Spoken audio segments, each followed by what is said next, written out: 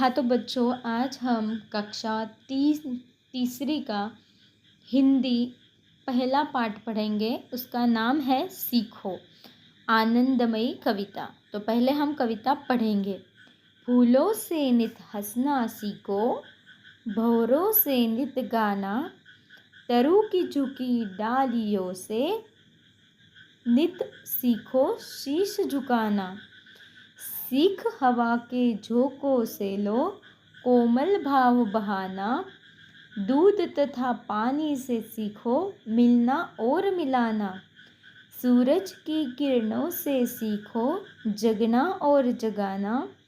लता और पेड़ों से सीखो सबको गले लगाना। दीपक से सीखो जितना हो सके अंधेरा हरना। पृथ्वी से सीखो प्राणी की सच्ची सेवा करना। जलधारा से सीखो आगे जीवन पथ में बढ़ना। और धुएं से सीखो हरदम ऊंचे ही पर चढ़ना।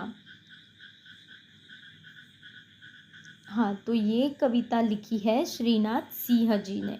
तो चलो इसे समझते हैं।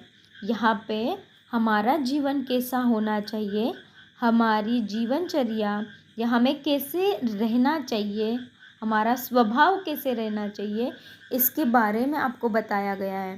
ठीक है, तो सबसे पहली लाइन है, फूलों से नित हंसना सीखो, भंवरों से नित गाना। मतलब हमें हमेशा फूलों की तरह हंसते रहना चाहिए और भंवरों की तरह गाते मुस्कुराते रहना चाहिए।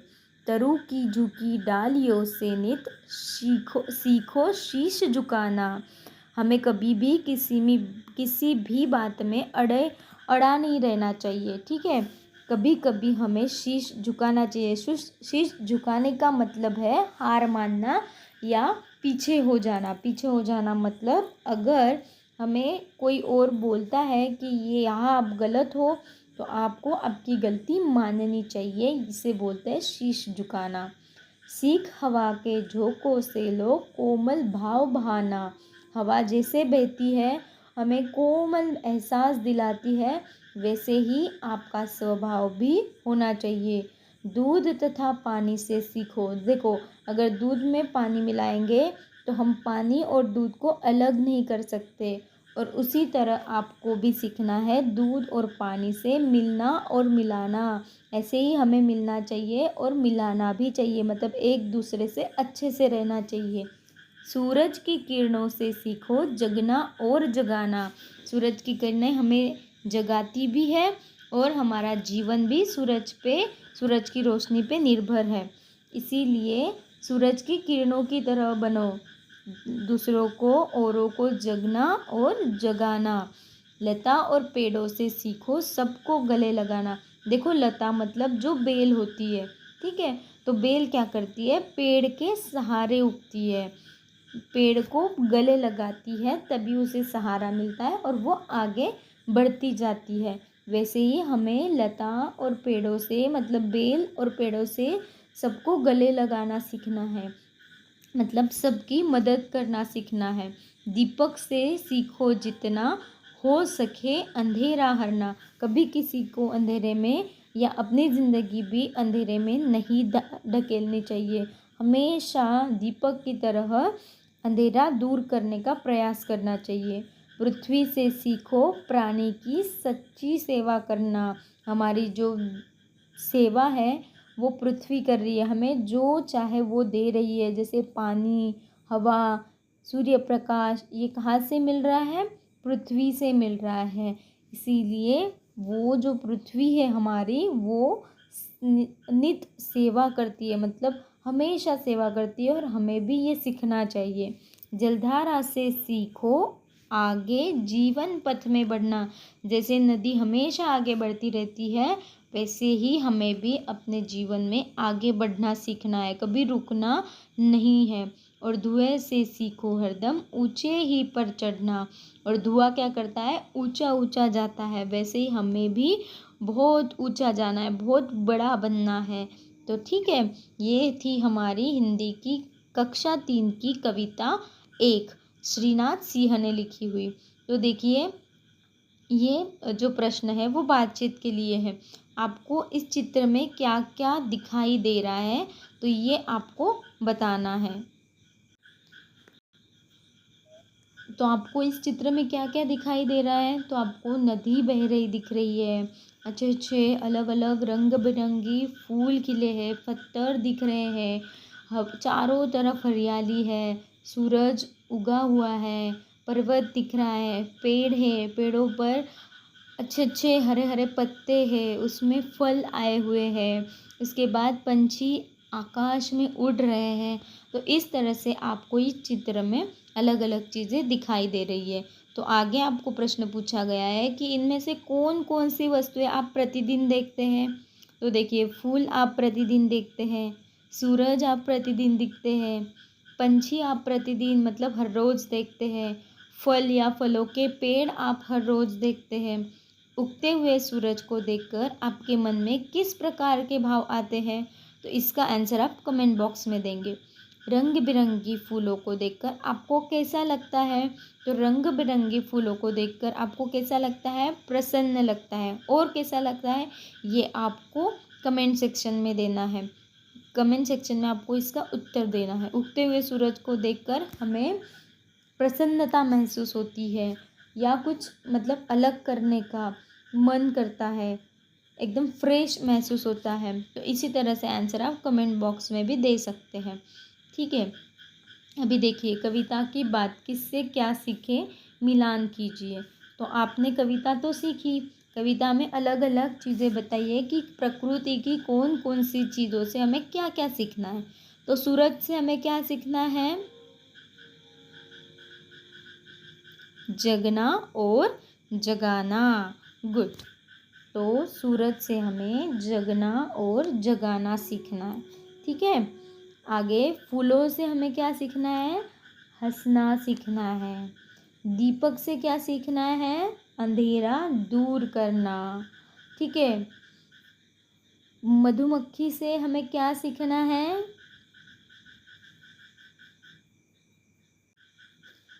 मधुमक्खी मतलब यहाँ पे जो भौरे की दी हुई थी हमें बात, तो उससे हमें सीखना है गीत गाना। पेड़ों से हमें क्या सीखना है, जो पेड़ों की डालियाँ होती है उससे हमें सीखना है शीश झुकाना। और नदी पानी जलधारा से हमें सीखना है जीवन में सदैव आगे बढ़ना। ठीक है, तो इसी तरह से आपको नोटबुक में, आपके नोटबुक में भी ये कंप्लीट करना है।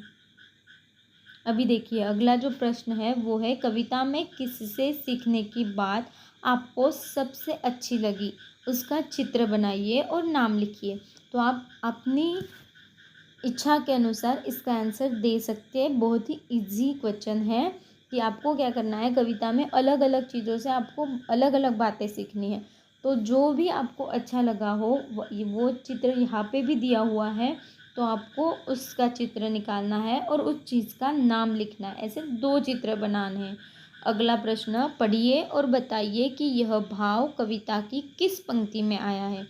पेड़ों की झुकी डालियों से हमें यह सीखना है कि हमें हमेशा विनम्र रहना चाहिए। ठीक है, कौन सी कविता की पंक्ति है वो, तो कविता देखते हैं। कविता की ये जो तरु की झुकी डालियों से, देखिए,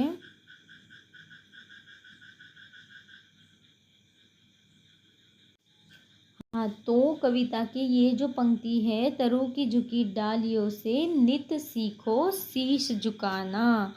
तो ये जो पंक्ति है वो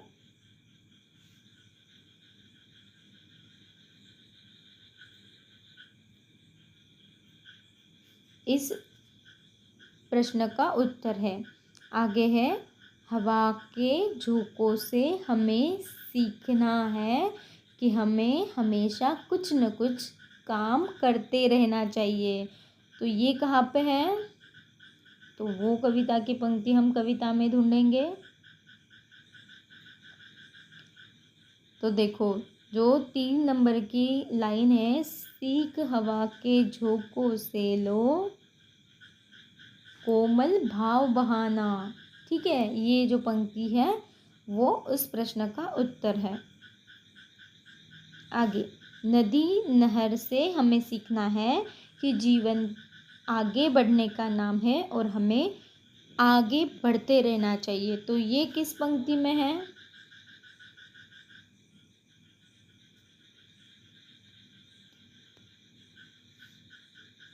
जलधारा से सीखो आगे जीवन पथ में बढ़ना, यह उस प्रश्न का उत्तर है।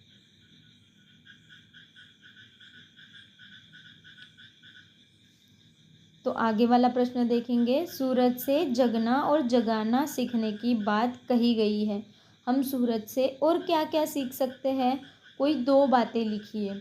तो देखिए, सूरज खुद जलता है और दूसरों को प्रकाश देता है, तो हमें भी ऐसा ही होना चाहिए। कभी कभी दूसरों के लिए हमें जलना पड़ता है, मतलब क्या, कि हमें मेहनत दूसरों के लिए कभी कभी करनी पड़ती है। ठीक है। और एक बात आप कमेंट सेक्शन में खुद से लिखेंगे कि आपको क्या लगता है। आगे वाला प्रश्न, लता और पेड़ों से एक दूसरे के साथ प्रेम और सद्भाव की बात सीखने के लिए कहा गया है। इनसे हम और क्या क्या सीख सकते हैं? तो देखो, लता यानी मैंने आपको बताया था कि लता मतलब बेल, जैसे करेले की, ककड़ी की जो बेल होती है वो क्या करती है, किसी के सहारे उगती है। ठीक है। तो आपको ये प्रेम और सद्भाव के साथ रहने के साथ साथ आपको क्या सीख मिलती है इनसे, कि हमें हमेशा मिलजुल कर रहना चाहिए, दूसरों की मदद करनी चाहिए। जैसे पेड़ उनको सहारा देते हैं तभी वो लता बढ़ती है, मतलब जो बेल है वो बढ़ सकती है। तो ऐसे ही हमें दूसरों की मदद करनी चाहिए। आगे तीसरा प्रश्न है, हम सभी में कोई ना कोई विशेषता अवश्य होती है। आप अपने सहपाठी की कौन सी बात सीखना चाहते हैं? तो इसका उत्तर आप आपके हिसाब से लिख सकते हैं। आगे देखिए, भाषा की बात। जैसे तरु शब्द है तो तरु का अर्थ है पेड़। शीश शब्द है, शीश का अर्थ है सिर। पृथ्वी शब्द है, पृथ्वी का अर्थ है धरती। हरना मतलब दूर करना। पथ मतलब क्या, रास्ता। ऊपर दी गई सूची को ध्यान से पढ़िए, इनमें से कोई दो शब्द लेकर वाक्य बनाइए। तो कोई भी दो शब्द लेते हैं, जैसे पेड़, हमें पेड़ लगाने चाहिए। ठीक है। हमने क्या वाक्य बनाया, हमें पेड़ लगाने चाहिए, या आप ऐसे भी बोल सकते हैं, हमें तरु लगाने चाहिए। पृथ्वी, पृथ्वी हमारी माता है, या फिर धरती हमारी माता है। ठीक है। तो ये ऐसे दो वाक्य आप खुद भी बना सकते हैं। दूध और पानी से सीखो मिलना और मिलाना। रेखांकित शब्दों के समान कुछ और शब्द बनाइए, जैसे हंसना और हंसाना, खाना और खिलाना, पढ़ना और पढ़ाना। ठीक है। और जीतना और जिताना, जगना और जगाना। तो ऐसे शब्द आप खुद भी बना सकते हैं। आगे है, स और प वर्ण से प्रारंभ होने वाले शब्दों को कविता से खोजकर लिखिए। ये एक्टिविटी या ये प्रश्न आप खुद भी कर सकते हैं, क्योंकि आपको बस स और प के शुरुआत वाले शब्द, कविता में आए हुए शब्द आपको खोजकर मतलब ढूंढकर लिखने हैं। आगे, तालिका अ तथा ब में दिए गए शब्दों का उच्चारण कीजिए और इनमें अंतर पहचानिए। अभी देखिए, पढ़ा, पहले इसमें है पढ़ा, पर उसका जो ब में दिया है वो है पढ़ा। इधर है बड़ा, ब में दिया है बढ़ा। अडना, ब में बढ़ना। उड़ना, पढ़ना। कढ़ाई, कढ़ाई। लड़ाई, चढ़ाई। ठीक है।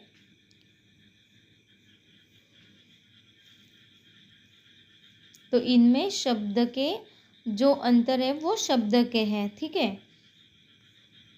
बूझो तो जाने, एक फूल एक फल है भाई, दोनों मिलकर बने मिठाई। तो इसका आपको उत्तर देना है कि वो कौन है।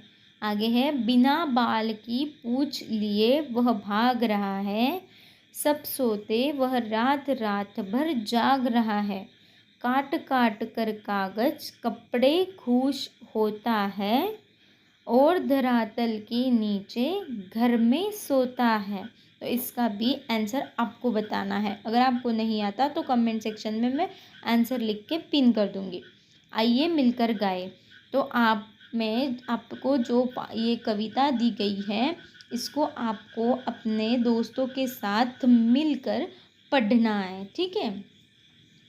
इसे तय लाल के तय लाइक ताल और लय के साथ आपको इसको पढ़ना है। तो चलिए मिलते हैं अगले वीडियो में। तब तक के लिए आप इस पार्ट के जो क्वेश्चन आंसर्स हो वो अच्छे से करिए।